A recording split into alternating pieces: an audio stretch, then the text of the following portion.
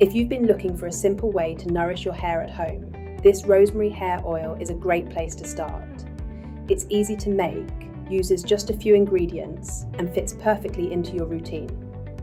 Start by adding 16 grams of argan oil, 17 grams of jojoba oil, 14 grams of sweet almond oil, and 5 grams of castor oil. Castor oil is a bit thicker than the others, so give it a little extra time when stirring to help everything combine evenly. Once your base oils are mixed, it's time to add the star ingredient, rosemary essential oil. Add around 10 to 15 drops. Now mix everything together thoroughly.